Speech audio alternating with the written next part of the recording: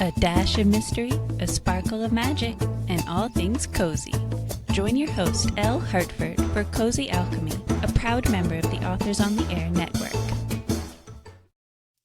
Hello and welcome to Cozy Alchemy, the podcast all about cozy, world-ending books. I'm Elle, and my guest today is Ross Montgomery, author of The Murder at the World's End. We will get to that in just a minute, but first, Ross is going to start us off with a game of two truths and a lie. Oh, all right. I really have to think about it. It's surprisingly hard to do, but I will start with the basics. I have written 32 children's books. I'm fluent in 3 languages, which is English, French, and Russian. And I once fainted in front of the Queen. Oh, these are good ones. This is very fun. And I have a little bit of background knowledge in that I do know that you write children's books. So that's number one is at least plausible. Russian and the Queen. Those are good. I would really like the third one to be true. So I'm going to guess that the second one is the lie. You nailed it. I'm bad at this. That's unbelievable. No. I think I'm getting better. Many languages. I'm barely fluent in English, but yeah, the others are all true, unfortunately. So I have to live with that. Do you want to divulge the circumstances of fainting in front of the Queen?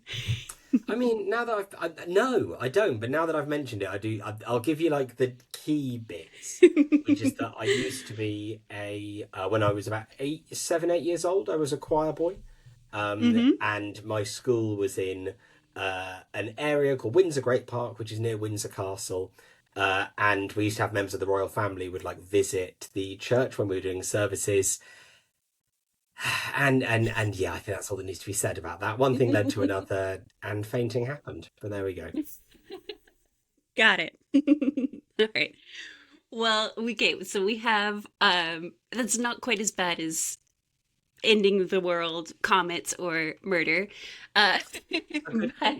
which is very good in the grand scheme of things. But we are here to talk about your book, The Murder at World's End, which just came out in January. There it is, beautiful. It does have a very fun cover. That's great. I do love the blood. Yeah. It's fantastic. Yeah. Can you tell us a little bit about your book to get us started? Yes, I can. So, The Murder at World's End takes place in 1910 during a real life thing that happened, which was called the Halley's Comet Panic, which was people thought that when Halley's Comet went past, it was going to end the world one way or another. People thought it was going to crash headlong into the planet, or it was going to flood the atmosphere with poisonous gases. And for a brief period, there was a worldwide panic to it. There were riots, there were stampedes, people like took out Comet insurance and built shelters and things like that. In the book, one person who believes that is the Viscount of World's End, which is a remote tidal island off the coast of Cornwall that I've invented.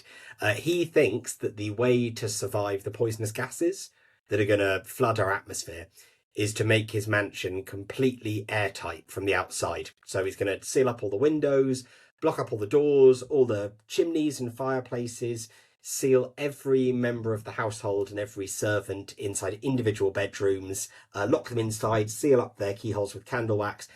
And that means that come the morning, everybody in the house will be the only people who will have survived the apocalypse.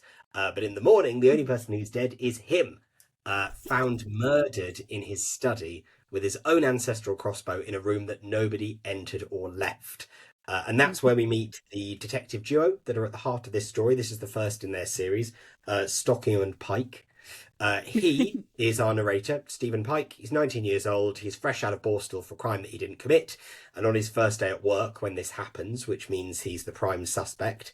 And she, Miss Decima Stockingham, is the Viscount's elderly aunt, who's basically hidden away in a corner of the mansion for her safety and others. She is a secret scientific genius with a foul temper and a foul mouth. And together they have to work to try and find out who the killer is before they strike again. Yes, and there is so much here that I really, really am excited to talk about, including the comet and this take on a locked room mystery. So very fun. But we do have to talk about your detective duo first. Um, when we'll take them in turn. So we'll start with Stephen. Yes. What was your inspiration for him? So really, I think I rewrote this book about 3 times before we Mm. submitted it. And actually, he was the hardest thing to crack. He's Uh, the narrator, so we had to get his voice right. His backstory was always more or less the same. That he's very young. I don't want to give away too much, but he has yeah. spent some time in prison for a crime that he didn't commit. And he's a bit of an innocent. And I said it took a long time to Mm. get his voice where it sort of needed to be in a way that was likable and funny, but also, he's a very morally upstanding person. And I just could not get it right, draft after draft. And I had this nagging voice at the back of my head for most of them that got louder and louder and louder. And the voice was saying, he's just you. You need to accept that he's you. And then once you do that, it will become easier to write it. And eventually I was like, fine. And the moment I accepted it, it became easier. But I didn't want to do that at all. I wanted to try and like create something that wasn't me. Because I Mm. think I don't know if you'll have the same thing, but you end up putting so much of yourself into your main characters that I was like, no, I've got to do something different. But no, he's me. Gotcha. Yeah, no, no, I totally hear you. There is a piece of me in all of my characters, Yeah. for sure. And it's funny because you hear um people's first books are often dismissed, right? Is like, oh, your first novel is autobiographical and like that it's and Yeah, therefore it should or be hidden under the bed? Like, I don't know. Yeah. you're just telling the same story again and again and again and finding new ways to do it. Um, and yeah, this is the latest permutation with murders. It's great. With murder, yeah. Well, and we'll talk about the evolution from children's books too, because I'm very curious about that. Um, but okay, with staying on track, Decima is next, and I was, of course, as I do my research, I go through and I read a bunch of reviews and things, and she was, I think, stealing the show for a lot of people. So I'm very curious to hear about the inspiration for her. I've been really touched by that. I think Mm. I obviously wanted to make her. She's a complete firebrand, and she's completely uncontrollable and chaotic. And I knew that I wanted the book to have a sort of Holmes and Watson sort of Mm. central structure to it. So you could Mm-hmm. have one detective who's the like absolute genius, and the other one who's sort of a bit of a foil and is sort of working around this sort of person's brain. And I was hoping that she'd go down well, and she's gone down incredibly well. I think she's No. 80 years old. She swears like a sailor, and I think that just there's a huge audience for people who want to read that, I think. She Yeah. was easier to write, and I think that probably from the first draft she was kind of there, like, fully formed. Um Mm. the image that I had in my head when I was trying to work out, I knew it was going to be a manor house mystery, and I thought, well, if we've got two detectives, there's an opportunity there to do an upstairs downstairs dynamic. Ah, And I thought, yeah. okay, well, how could that work? And I was playing out with different things. It could be like a maid and then like a visiting scientist. And the image that I eventually had was of Queen Victoria in a wicker bath chair being pushed by Greg from Succession. And I was like, yeah, I'd read Okay. that. That's good fun. Nice. Yeah, well, and that's what I was going to say. You start off describing her, yeah, the 80-year-old, um, that fiery spirit, and I think it is part of the fun of her is the contrast between her and the setting, right? Like with the 1910 kind of buttoned up, kind of, yeah. It was We that I just we wanted her to be this like lit bomb that just gets thrown into every situation. That mm. she ruins things in the best possible way, and she knows that she's doing it, and she doesn't care about doing it just because I think she's got such a thing of thwarted genius that has never been Mm. allowed to just like let rip, and she's 80 and she just doesn't care anymore. Um, and that I just thought that'd be really fun to write, just like blowing apart a manor house, like Downton Abbey, but with swearing, basically. Right, yeah. And with the kind of Holmes and Watson vibe, which I can definitely see now that you've said it. Absolutely. And you've set these up, they're moving forward, they're going to have a series, right? These two? Yeah, so I've just handed in the third draft of book two. So I Mm. think I'm getting one more back, and then I think after that it will be sort of copy edits and tweaks. And the copy, I will say, the copy editing for this first book was really, really, really thorough and really amazing. And it did. The woman who worked on it was particularly brilliant, and even like made like plot suggestions that sort of fitted in with the Mm. tone of the book. It was incredible. But I would say that yeah, the second book is probably about 90% there at the moment. I'm not Nice. allowed to talk too much about it because I was That's wanging on fair. about it in another podcast. I got in trouble with my editor, who was like, No, that's completely fair. And I normally wait until the end anyway to ask people, like, what's next? But I think it's fun that you were able to design this duo kind of knowing going into it, like, I'd like to set them up for a series, right? Is that kind of how it happened? you know what? When I first started writing it, it hadn't even crossed my mind. I was like, I just want to write Mm. this one book. And I Hmm. think that the thing that changed it was when I realized I was going to write a story about the Halley's Comet panic. I was like, oh, I have to research 1910 now, you idiot. And I Yep. really didn't want to do it because to me, the Edwardian period has always just seemed quite boring. Like there's not a lot going on. The Victorians have so much Well, personality or whatever, but Edwardians, I was like, Queen Victoria dies, then there's the First World War, and there's not really much in between. Sometimes people remember there's the Titanic.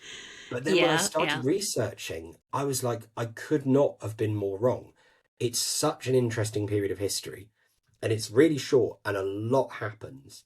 And for me, the main qualities of it are that everybody was arguing with each other. There was just this Ah, sense of Victorian era had passed, loads of amazing stuff had happened for England, not many other places. England was yeah. doing pretty awful. But we just like expanded and the country made so much money. And it was just this moment where everybody went, well, what are we going to do with it? How do we make society more fair going forwards? Are we going to extend the vote to working class people? Are we going to extend it to women? Are we Right. going to maybe think about introducing like a state pension so people aren't dying in poverty for no reason? And they argued about it for like 15 years, while in the background there was a sense that something terrible was happening and Mm. getting worse and worse and worse. Um, and to me, I think there's so much to write about it that feels interesting and pertinent to now. And I think that was the Oh, point when I was like, I absolutely. want this to keep going. I want this to move through the Victorian period. And each book sort of slightly touch on a different like focal point, I guess, of what was going on during that time. So the Gotcha. second book is the things I am allowed to say is it takes place a year after the first, and it is dealing with a key moment in the women's suffrage movement. But Ooh, okay. what I'd probably describe it's quite lesser known. It was new to me when I heard about it, and I thought this is really interesting, and I want to build something around that. Nice. Okay, yeah, I don't want to get you in trouble. Um, but yeah, this is fascinating. And the background here on me is that I come from history in the museum world. Like that was my previous Oh, career. amazing! That's still my husband's career. So yeah, yeah, this is you're very much speaking my language. But what it makes me think of is I've been slowly reading through Agatha Christie's books, right? I didn't read them really as a kid, but I've been working through them now, and it's fascinating. But with Agatha Christie's books, it's a later period, like interwar, after war, um, but her characters have a lot of. She kind of weaves in a lot of this thought that the characters are having about politics and about, younger generations and about the way the world is changing. I'm sure you can do that nowadays in a modern book too. It's just when it's a modern setting, it feels so complicated, and I feel like when we look back at history, you can kind of see it a little better. I I think don't that know. one of the reasons why those kind of like Agatha Christie in particular, but like those kind of golden age mysteries, the reason why they work so well is because I think it was from a time when society still had not necessarily all of it, but loads of it was still very formal and had rules. Mm. And Mm-hmm. actually setting a murder mystery in a society with rules makes things a lot easier. And what Agatha Christie does so often is that she will set things in a time and a place in society when people are expected to behave a certain way, but then our Mm. characters might do something a bit differently. And I think that is harder to do now. That, you'll have bits in Agatha Fair. Christie books where they'll say, well, the Colonel always had his soup at 5:10 p.m. every single day. Right. And so when he Right. didn't appear at 5:12, I was most confused. People just don't Yeah. live like that anymore. Like, everybody sort of lives in this very unstructured way, and I think I would find it harder to do something like that. Whereas in a manor house, they Got run by it. clockwork, like people are meant to be in certain Right. places at certain times. Yeah, yeah, yeah. It makes complete sense. I really appreciate your insight on that. And it brings us right back to the next question that I wanted to ask, which is that this is very classic, like locked room, manor house mystery. It's like the epitome of locked room, right? With even like wax in the locks and everything. Um, and that in itself is very fun. But I also love this whole panic that's going on behind it. Like, how did you, and I know we've talked about writing historicals and stuff like that, but specifically this event, how did you get the inspiration to weave that into it? Before I forget to mention it, that keyholes being sealed up with candle wax, people were told to do that. That was suggested as a here's how you Oh, deal with our atmosphere being flooded with cyanogens. You're going to want to block up your keyhole, right? Get some wax. Um, yeah. the first that I ever heard of it was, and I always get this slightly wrong, but it was my wife's family are they're half Greek, and the Greek side of it are from the island of Lesbos, specifically a small village called Pamphila. Hmm. And her grandfather, my wife's grandfather, could remember her father his father talking Hmm. about the fact Halley's Comet was going to come past and the atmosphere was going to get flooded with poisonous gases. And so they were all joking about, well, should we go stand on the hill? Because, higher up on the hill, the gas is going to settle at ground level. We'll be all right. Right. And I'd never heard about Right. this. And I looked into it and was like, this is just unbelievable. It's one of those weird little blips of history that only ever really gets mentioned when people are either talking about there was kind of like a surge of interest in it when Halley's Comet last went past in 1986. So it gets Mm. mentioned then. And it also gets mentioned whenever there's like a roundup of like weird panics that happen. But the way that it played out is so interesting. And I was like, I've got to write about this. And I knew automatically, I've never written an adult book before. In Hmm. the UK, I've been writing kids' books for 15 years, I think, maybe a bit Nice. longer. And I just knew automatically, I was like, this cannot work as a kids' book. There's no way I could make kids interested in that.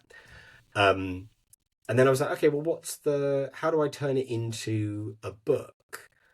And I sort of ummed and ahed about it because the narrative of the panic is interesting, but I just couldn't Hmm. work out where characters would fit into it. It sort of felt a bit weird. And so I kind of put it on the back burner. And it wasn't really until lockdown when I got into murder mysteries again and Agatha Christie that I was like, Mm. oh, it's poisonous gases means I can turn it into the setting of something.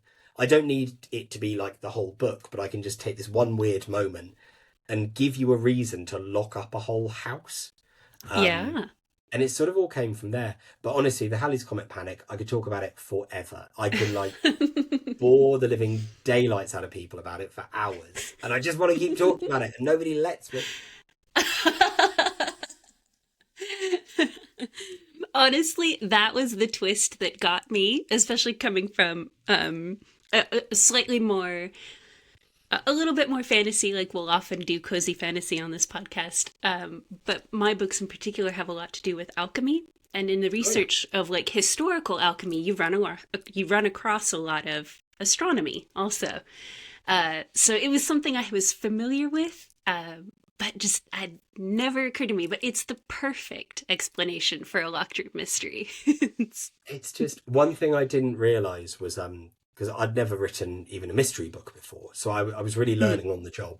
Um, mm, and I knew it was going to be hard. I don't think I understood quite how hard they are to write. I'm still, mm. even now, I think basically I'll always find them hard to write, but I sort of want to persevere with it. And I was talking to another mystery writer about it, and he was like, you started with a locked room murder mysteries. Like they're It's the true. hardest ones. And I was like, I didn't know. If somebody had told me, I might not have done it. Right. No, we're glad you did it. So, It was fun to work out a way to make it work. And I read lots of locked room murder mysteries around it and sort of mm, understood the sort of the logistics of it and the rules of them and the sort of key ways that they can work and be solved. And I was desperate to try and find out if there's a way I could do it that wasn't too obvious. And it was my uh, main fear when handing it in of like I was gonna hand it to publishers and I didn't know if I was gonna get laughed out of town because they were like, no, this is not how this works. But I'd say the mystery's been really nicely received, and I'm really grateful for that because I know in the community, like there are people with like really, just refined tastes for it. And so getting their approval has been really um, a thrill. I bet. I bet. Yes, there's a lot of expectations. Okay. But so the mystery side is one thing, but there's a lot of humor in your book and in your writing as well. Uh, can you talk about like how you incorporate humor into your writing process? Like how do you approach it? I assume it probably came from kids' books as well, right? I think I think all of the kids' books have been funny in one way or another. I mean, I think they're funny. I don't know if they actually are. Um, and I think that I would find it very hard to write without making it like full of jokes. And I knew that when I wrote this book, I wanted it to be like a funny murder mystery because out of all of the murder mysteries that I enjoy, the ones that are highest up for me are actually like funny murder mystery TV shows. They're Okay. perfect for me. I mean, like Knives Out. I know it's not a TV show; it's film, but like Yeah. amazing. Only Murders in Yeah. the Building. In the UK, I was kind of brought up on TV shows like Jonathan Creek and Midsummer Murders, and Oh. which I now have an audience in America, which I always find quite surprising, but great. But for me, that's just the perfect murder mystery story is one that's being pushed along by a central pair that are kind of pushing the mystery along by squabbling a little bit, and just Oh. watching them interact, like that being funny. But I think, what was it? Somebody, I can't remember who said it to me, and I thought it was just a really smart way of wording it is that actually the reason why humor and murder mysteries work really well together is because a joke is a great way to hide something. Because so much writing murder Ah, mystery, you're trying to yeah. sneak information out in a way that people take it in, but they don't notice they're taking it in. So they're not going, "Oh, right, so it's that. Is it that thing you just said? That's important." And if you do it as a Right. joke, then people go, "Oh, the purpose of that information is to make me laugh." But actually, it's that it has a secret hidden veil to it. I hadn't even I thought about love that, but that. it's true. I think it's Yeah. how I get most of the sneaky red herrings like through is just by doing a silly joke in it. Yeah, that's a great tip. And a very good point too. Yeah, and I um obviously like we'd spend a lot of time talking about cozy genres here, cozy alchemy, big surprise. Um and I think a large part of that is kind of the humor, right? And the fact that um you know, a scary thing, murder, has happened, but we can kind of um, pair these two things together. We can like have a bad thing and also good things in the same space. Um, It's that I think cozy crime, they'll always have a bit where the murder is usually actually quite intense and scary. And they will mm, often it'll be like a real like gothic flair moment. But mm-hmm. you know that I guess there like the I guess the last big like popular like wave of crime fiction has been like really, really gritty crime fiction over the last, I don't Yeah. know, 10, 20 years. And I mean, I love reading those. I love them. And there's always a sense when you read them that it would not be surprising if on the very last page the detective just had his throat slit open and just died. And that's what you're Yeah. reading. You're reading this like anything could happen. Like this is a brutal atmosphere. And I No. guess with cozy crime, it's like no, you have the scary bit where someone dies, but at the end, it's going to be fun. Like everything will get tied up. It'll be fun. That's it. And I think, Hmm. yeah, that's a dynamic that I can work with. Well, and speaking of, okay, so we've kind of danced around it a little bit, but now to really address it, like, what has it been like coming from kids' books to adult? Like, and are you going to stay in the adult world? Yeah, Obviously, a little bit, but it's been really interesting. I think one of the reasons why those first drafts of this book took a while to come together is because I was really excited about writing a book for grown-ups, and I was like, oh, the Mhm. things I can do. You Mm. know, not just swearing, I can like use fancy metaphors, whatever. And actually Yeah. but the tone was all over the place because I wasn't really thinking about making it a good book. I was just thinking about doing all this stuff I wanted to do. And I think the thing that fixed it, apart from realizing that I just needed to write as Stephen, Mm. was write. I was like, just write it as a kid's book. Like, you know how to do that. What would you do with this book if you were going to write it for kids? And I think the first thing I did was I was like, oh, I'm just going to cut the first 15,000 words. Like, I'll open the Uh, book. He's at the house. I don't need any of that bit. I can seed it through a sentence here and a sentence there. And I was like, yeah, and every chapter you just have to end on a little mini like point of intrigue because in kids' mm. books you lose them like that instantly, and it really really helped. It's I think that with kids writing you have to be really economic and you have to Uh, lead your reader through by the hand. And I think that actually that works really nicely if you're writing like commercial murder mystery as well. It's you know, it served me well to do that. It has been really mm. nice writing for adults. Doing like podcasts like this is totally different to doing it when you're doing it for I kids. bet. Um, Yeah. and the balance is nice at the moment. So I wrote The Murder at World's End at the same time as writing a kids' book. I wrote at the same Okay. time as there's this one called I Am Rebel, Nice. which came out in America last year, and it was the Barnes and Noble Kids Book of the Year. And I Ooh, was congratulations. I was doing them both at the same time. That I was doing the Mm, murder mystery in the morning, and then I Am Rebel in the afternoon. And actually, the balance gotcha. kind of worked quite nicely because I was sort of they required totally different parts of my brain almost. And in theory, I need to keep doing that. I need to keep writing the adult books, but then also keep writing my kids' books. And it's tricky at the moment because I've got my first baby, and Ah, that's taking up loads of time. But yeah, I bet. I'm getting more and more able to do it at the moment. So wish me luck for the next year. I do wish you lots of luck. Yeah. Now, I've already asked you and potentially gotten you in trouble about what's coming up next. Is there anything else you want to throw in there? I suppose what I do want to do with this series is I want each book to take place a year after the previous one.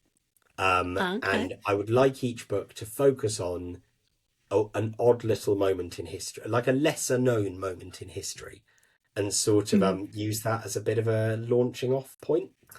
Um, I've got lots of ideas. I've got an arc in my head of where these books are sort of going and where they're building up, and that depends entirely on how many books they buy off me. So if you guys want to Yep. buy this one, that'd be really useful. I'd really appreciate that. There we go. We'll get you all the way through like up to modern times. He's so old. It's going to be unbelievable. Right? Just got to get them Yeah. through the First World War. Once I've got them through that, we're plain sailing. All right. Fair enough. Fair enough. All right. So, okay. This is one question I ask everybody. What advice would you give to yourself if you could go back and talk to yourself when you were just starting out? I It took me a really long time to trust in the process of it a bit. Hmm. Um, and it's a tricky one to say because it is, I haven't necessarily always worked with editors who were like a really good fit. That Uh, can happen quite a lot. Is you can end up with someone and you're like, actually, with the best will in the world, we're not going to be able to write this book very well together. But I think I was a bit too protective of the books, I think. And I was really worried every single draft. I was like, this has to be perfect. And now I'm very different about it. Now I'm like, draft one is garbage and it's meant to be garbage. And draft two is slightly better garbage. And it takes off the pressure a little bit, knowing that, like, no, it's every single draft, I'm going to make it just a bit better. And that's all it needs to be. And yeah, it doesn't feel right now, but that's because you fix that bit in, a couple of months' time. I think I wish that I'd trusted in that a bit more early on. I think it probably would have solved like a lot of headaches for me. And even now, I still have to remind myself. Yep. Yep. I could have stood to hear something very similar. I wouldn't have listened if somebody had told me, even if it was future me telling past me, I'd have gone, shut up. Like, you got to learn it. You can't be told it. Yeah. All right. We will get to the final question in just 1 minute. But before we do, I will have your link, like your website, everything in the show notes. But is there any other way that you want people to reach out to you or find you? No, I think that's kind of it. I would say Cool. all of my social media handles are the same. I don't use them often, but I think if people do want to reach out, that's probably the best way to do it. Got it. All right. Okay. Ending on a high note. Final question. What is one win you've had in the past week? Could be anything. What is one win I've had? Oh my goodness. Actually, hang on. Look at this. So, I also do like picture books for kids. And it's one of the nice, because picture books they're the ones that I think sell in most foreign territories. So I'll get loads of different like translations of the books and things like that. And they'll sort of like just come in drips and drabs. And I've got a picture book coming out later this year called Pog and Pickle's Great Escape, which is about two guinea pigs going on holiday. And I got sent the the German version. And like, they're not going to call them Pog and Pickle. They'll give them their own names that like work for each sort of territory. And it's Flauschi und Schnuff, which I just think like, I couldn't believe it. I had no idea that was arriving. I'm like, you called them Flauschi and Schnuff. That's just... that made my day. It's made my week. That is very fun. It makes me want guinea pigs again, which it's been a long time since I had them. But they're just the best animals. You just got to hear that squeak once and you're hooked. You're straight back in. It's true. Well, on that note, thank you very much for being here. Thank you so much for having me. Absolutely, yeah. Like I said, I'll put everything in the show notes. So listeners, you can check it out there. And I will talk to you next time. Bye. Cozy Alchemy is brought to you by Authors on the Air, and our theme music is by Cyberwave Orchestra. For everything else, blame Elle. You can find her online at ellehartford.com.